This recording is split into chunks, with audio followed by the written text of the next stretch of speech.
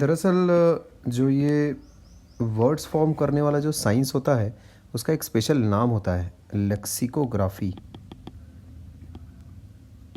ये बस general knowledge के लिए तुम्हें पता होना चाहिए, बाकी और कोई बात नहीं है।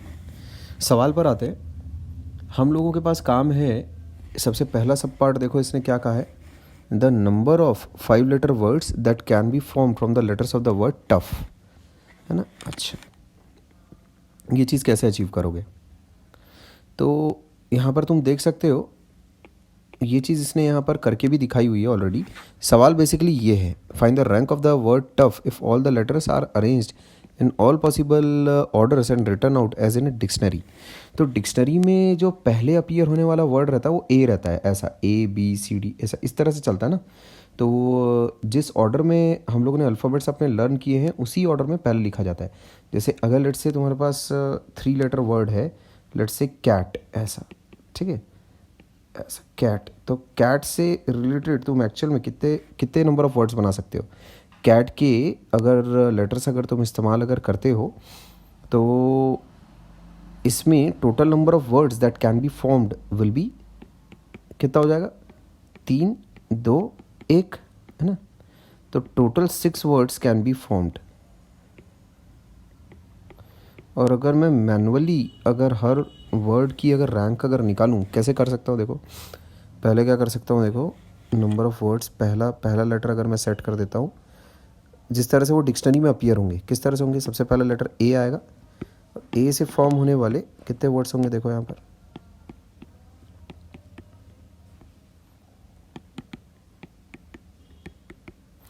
ध्यान दोगे, ए, उसके बाद फिर क्या आएगा तुम्हारे पास?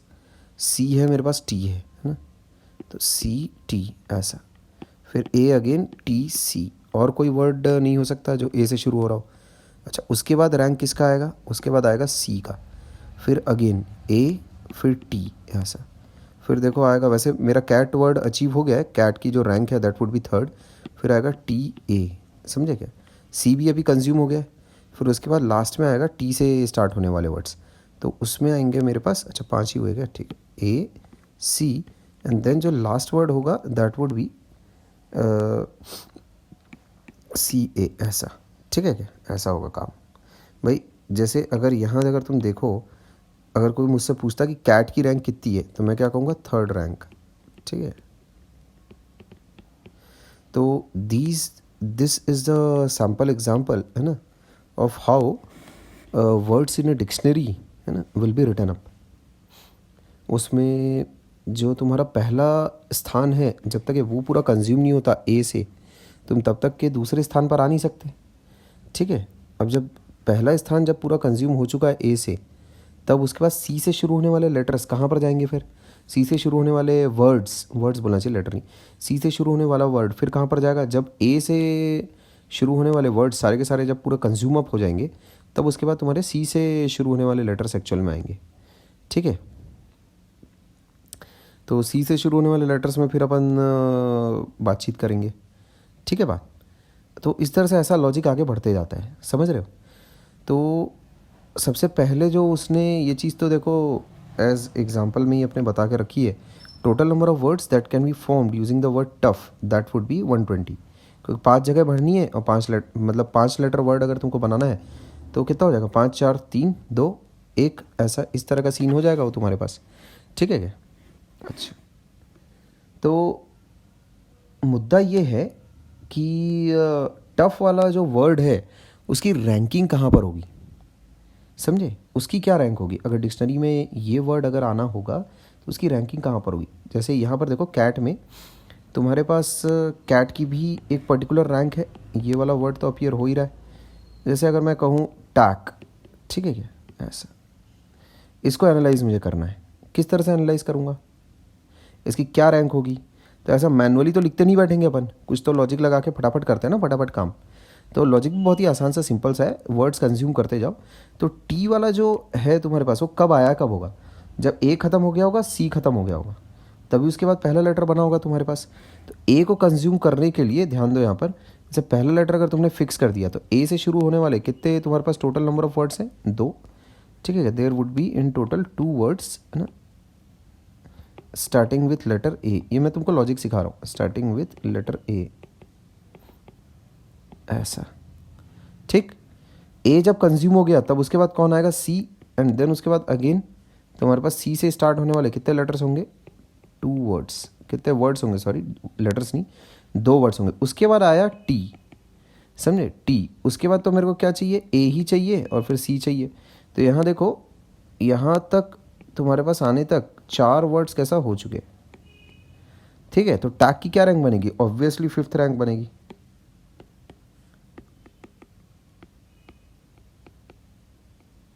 ठीक है। इसकी रैंक क्या बनेगी, ऑब्वियसली 5th रैंक बनेगी फिर, ठीक है बात, ऐसा ये गेम चलेगा तुम्हारा, क्लियर है बात। तो टफ वाला जो है तुम्हारे पास, उसमें देखो सबसे पहला जो तुम्हारे पास लेटर आएगा, उसमें जो वर्ड्स हैं TOUGH, ठीक है। तो सबसे पहला जो एक्चुअल में लेटर चलेगा तुम्हारा, वो चलेगा जी के साथ, ABCDEF जी आ रहा है सबसे पहले। अगर इसको मैं डिक्शनरी के हिसाब से जमाऊँ तो पहला लेटर बनेगा जी, है ना, फिर GHIJKLMNOPQRSTU, है ना, घोटू, घोटू will be the first word, समझे घोटू will be the first word appearing in the dictionary. तो जी, पहले तो GHOTU ये वर्ड रहेंगे, ये वर्ड रहेगा तुम्हारा पहला वर्ड डिक्शनरी में जो अपीयर होगा, समझेगा। अब इसमें अपने को पहुंचना कहाँ तक है, टफ तक पहुंचना है। तो पहले जी को पूरा कंज्यूम करना पड़ेगा।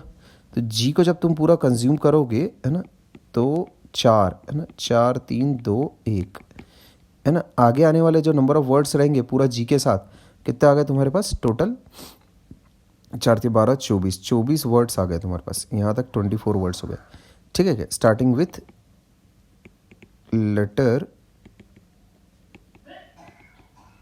जी, ऐसा। अब उसके बाद देखो जी जब पूरा कंज्यूम हो जाएगा तब आएगा तुम्हारे पास एच, फिर अगेन 4 लेटर वर्ड, है ना। फिर इसी तरह GHO, ये जब तीनों के तीनों निकल जाएंगे, ठीक है, GHO ये जब सारे के सारे हो गए, ये भी हो गया 24 वर्ड्स इधर से भी, है ना, स्टार्टिंग विथ लेटर एच। फिर इधर से भी 24 words starting with letter O, ठीक है बात। और उसके बाद फिर टी आएगा तुम्हारे पास। तो टी के साथ जो सबसे पहला वर्ड तुम्हारे पास बनेगा दैट वुड बी टी, फिर GHOU ये बनेगा तुम्हारे पास पहला वर्ड। तो अब मेरे को उसमें ये चाहिए कि पहला लेटर तो मेरा फिक्स हो गया है ना। अब उसके बाद जो सेकंड लेटर है उसको मुझे फिक्स करना है ओ पर, समझे क्या। तो जी और एच पूरा पूरा कंज्यूम करवाना पड़ेगा। तो पहला लेटर टी यूज़ करते हुए मैं अगर ऐसा कर लेता हूँ, ये पहला लेटर तो मैंने टी इस्तेमाल किया, उसके बाद मैं ओ तक आने के लिए भाई मेरे को जी को कंज्यूम करना पड़ेगा। तो सेकंड वाला लेटर अगर मैंने जी ठोका, समझे क्या, उसके बाद के 2 एक्चुअल मुझे पूरा पूरा कंज्यूम करने पड़ेंगे, ठीक है।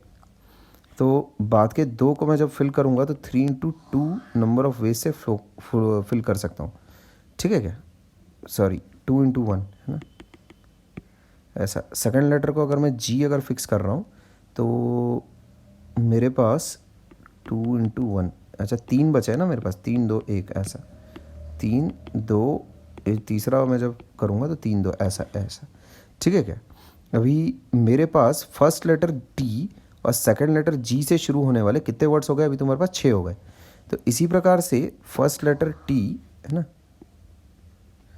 फर्स्ट लेटर टी और सेकंड लेटर, अभी मेरा जी तो हो गया ख़त्म। उसके बाद फिर मेरे को सेकंड लेटर अपना एच कंज्यूम करवा देना है पूरा, ठीक है क्या। सेकंड लेटर एच के साथ बाकी अगेन इसमें भी 6 वर्ड्स हो जाएंगे, ठीक है क्या। अब जी खत्म हो गया, एच खत्म हो गया, अब आएगा मेरे पास जो अगला वर्ड आएगा एक्चुअल में, फर्स्ट लेटर तो मैंने फिक्स किया हुआ है टी, सेकंड लेटर मैंने फिक्स किया हुआ है, अभी जी खत्म हो गया, एच खत्म हो गया, अब सेकंड लेटर जो आएगा अब आएगा वो ओ, ठीक है क्या। अब मुझे थर्ड लेटर एक्चुअल में क्या आएगा मेरे पास, TOGHU ये होगा फिर मेरे पास अगला वर्ड, ठीक है क्या, जो कि डिक्शनरी में अपीयर हो रहा होगा, है ना। तो अब मेरे को फर्स्ट लेटर तो फिक्स है मेरा, सेकंड लेटर भी फिक्स है मेरा, थर्ड लेटर मेरे को यू तक पहुंचना है। तो थर्ड लेटर जब जी होगा तो उसके साथ मैं और कितने वर्ड्स बनाऊंगा, इतने। तो अभी जी वाला थर्ड लेटर जी वाला भी अब सब खत्म हो जाएगा फिर इतने वर्ड्स बनने के बाद। तो इधर से मेरे पास अगेन 2 वर्ड्स आ गए, ठीक है क्या। अब इधर first letter T second letter O fix करने के बाद अगर मेरा थर्ड लेटर एच है तो चौथा और पांचवा अगेन इसको फिल करने के लिए 2 × 1 इतने नंबर ऑफ वर्ड्स और बन जाएंगे, समझे क्या। 2 वर्ड्स और बनेंगे, तीसरा लेटर एच के साथ मेरे 2 वर्ड्स और बनेंगे, ठीक है क्या। अच्छा अब उसके बाद क्या आएगा, फिर आएगा जो वर्ड है ना, अभी थर्ड वाले पोजीशन में, लेफ़्ट टू राइट थर्ड वाले पोजीशन में टी भी ख़त्म हो गया है, ओ भी ख़त्म हो गया है, जी और एच भी ख़त्म हो गए है ना, जी एच भी ख़त्म हो गया, तो बचे है यू। एंड देन उसके बाद जी और एच ये ऑटोमेटिकली अपने आप ऐसे ही फिल हो जाएगा, समझे क्या। मतलब ये वाला जो वर्ड होगा ये डिक्शनरी में नेक्स्ट अपीयर होगा तुम्हारे पास। तो अब इस वर्ड तक जो मेरा रिक्वायर्ड वर्ड है वो मैं पहुंच चुका हूँ। ऊपर के जितने वर्ड्स बीते हैं डिक्शनरी में काउंटिंग करते हुए, जैसे जैसे मैं काउंट कर रहा था वैसे वैसे बताता भी जा रहा था। तो देखो यहाँ पर total number of words which are formed they will be, अच्छा पहला लेटर, अच्छा मैंने इसको 6 वर्ड्स यहाँ पर काउंटिंग नहीं की, ये 6 वर्ड्स होंगे, ठीक है ऐसा। तो यहाँ देख लेते हैं, सबसे पहले हो गया तुम्हारे पास ये 24, ठीक है, फिर हो गया ये एक और 24, फिर ये हो गया एक और 24, तो यहाँ तक हो गया 72, फिर ये हो जाता है 78, ठीक है, फिर ये हो जाता है 84, फिर ये हो जाता है 88। इसका मतलब दिस टफ है ना has the rank, the word tough है ना हैज़ द रैंक 89, ठीक, amongst all the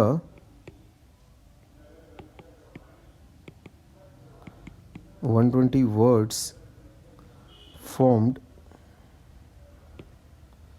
by arranging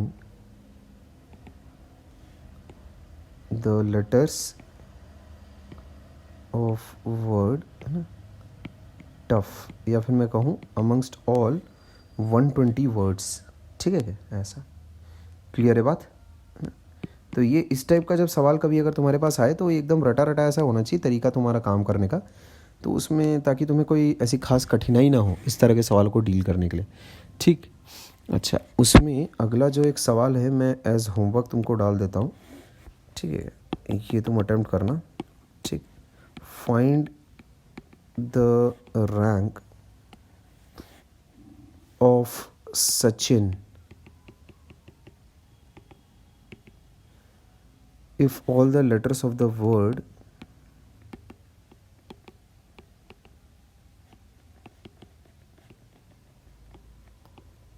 are arranged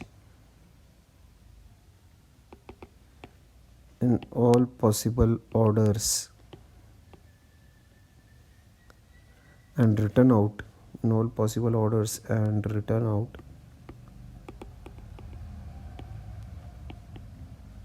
as in a dictionary, ठीक। इसका आंसर बता दो तुम्हें 601 है, ठीक। तो अटेम्प्ट दिस प्रॉब्लम है ना, एकदम सेम वही लेक्सिकोग्राफी वाला ही सवाल है, same to same, this is the answer to that problem, ठीक है। अच्छा ओके।